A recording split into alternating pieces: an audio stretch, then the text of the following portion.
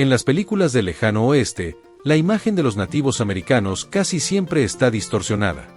Aparecen como cazadores de bisontes, sobreviviendo solo con carne cruda o maíz asado en la fogata. Pero esa visión es incompleta, y hasta injusta.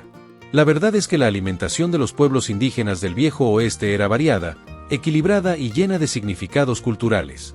Comer no era solo saciar el hambre, era una forma de mantener tradiciones, respetar la tierra e incluso conectarse con lo espiritual. Prepárate, porque ahora vas a descubrir cuáles eran los principales alimentos de los pueblos nativos en el oeste americano y cómo lograban sobrevivir, y hasta prosperar, en un territorio tan salvaje y hostil. El maíz, el frijol y la calabaza eran conocidos como las tres hermanas y formaban la base agrícola de muchas tribus. Esta combinación no solo era práctica, sino también nutricionalmente perfecta. El maíz aportaba energía, el frijol proteínas y la calabaza vitaminas y fibras. El sistema de cultivo era ingenioso. El maíz crecía alto, sirviendo de soporte para las ramas del frijol. El frijol fijaba nitrógeno en el suelo, enriqueciéndolo de forma natural, y la calabaza, rastrera, cubría la tierra, protegiéndola de malezas y conservando la humedad. Además del valor práctico, existía el valor espiritual. Entre los pueblos iroqueses, por ejemplo, las tres hermanas eran vistas como entidades vivas que cuidaban unas de otras y del pueblo. Cada cosecha incluía rituales y agradecimientos a la tierra. Curiosidad: este método agrícola es tan eficiente que hasta hoy se estudia como modelo de agricultura sostenible, demostrando que los indígenas dominaban técnicas que solo siglos después serían reconocidas por la ciencia occidental. Para los pueblos de las grandes llanuras, como los Lakota, Cheyenne y Comanche, el bisonte era la fuente de vida. La carne se consumía fresca o se transformaba en pemmican, una mezcla de carne seca, grasa derretida y frutas deshidratadas como el arándano rojo. El pemmican podía durar meses, resistiendo al frío y al calor, y era esencial en los viajes largos.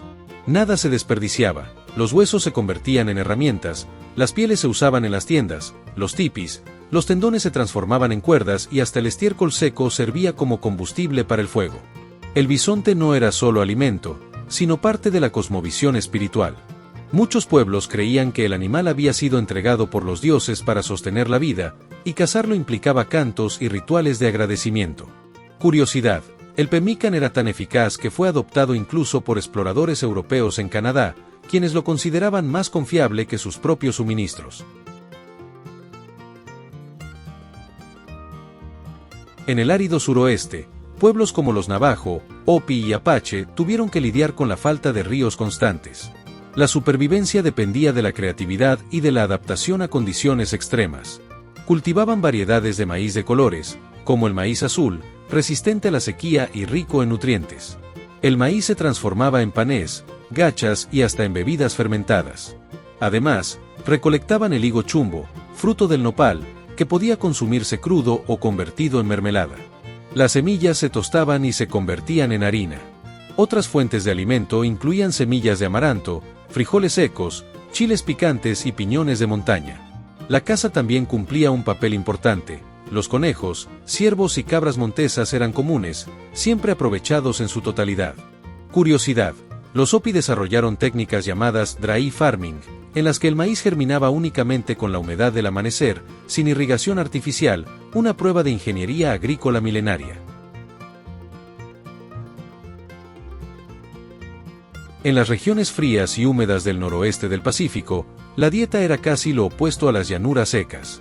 Pueblos como los Chinook, Nez Percé y Coast Salish tenían en el salmón su principal fuente de alimento. Cada año, cuando los peces subían los ríos para desovar, se realizaban verdaderos festivales de pesca. El salmón era asado, ahumado o secado en estantes de madera, garantizando reservas para el duro invierno. Pero no todo era pescado. La dieta incluía mariscos, frutos silvestres como la mora y el arándano azul, y nueces como avellanas y piñones. Estos alimentos se almacenaban con técnicas de conservación impresionantes para la época. Curiosidad: el primer salmón capturado en la temporada era considerado sagrado. Era devuelto al río en ceremonia, como una forma de asegurar que los peces siguieran regresando cada año. La llegada de los colonos europeos y el avance hacia el oeste cambiaron todo. El bisonte, base de la vida en las llanuras, fue prácticamente exterminado en menos de un siglo. Se estima que de 60 millones de animales, quedaron menos de 500 al final del siglo XIX. Eso obligó a tribus enteras a enfrentar el hambre. El gobierno comenzó a distribuir raciones baratas, harina blanca, azúcar, manteca y café. De esa adaptación surgió el fribread, un pan frito que hasta hoy es símbolo de la resistencia indígena. Pero, paradójicamente, también es recordado como resultado de la colonización, ya que trajo enfermedades como obesidad y diabetes, inexistentes antes del cambio alimentario. Ese choque alimentario no fue solo un cambio práctico, sino una ruptura cultural y espiritual, ya que muchos rituales ligados a la caza y al cultivo se perdieron. La alimentación de los nativos americanos en el Viejo Oeste era un reflejo de su profunda conexión con la tierra. Desde las 3 hermanas que crecían juntas en armonía, hasta el pemmican que sostenía a los cazadores durante meses, pasando por el maíz azul del desierto y el salmón sagrado de los ríos del norte, cada alimento tenía una función práctica y un significado espiritual. Con la llegada de los colonos, parte de esa cultura fue destruida. Pero muchos pueblos aún preservan sus tradiciones, manteniendo vivas recetas, rituales y técnicas agrícolas milenarias. Así que, la próxima vez que imagines el lejano oeste, recuerda, la verdadera riqueza de esa tierra estaba en la sabiduría de los pueblos que supieron sacar vida y sabor incluso de los ambientes más hostiles. ¿Y tú? ¿Cuál de estos alimentos indígenas te sorprendió más? Coméntalo y suscríbete al canal para más curiosidades del Viejo Oeste. Te espero en un próximo video aquí en el canal. ¡Hasta pronto!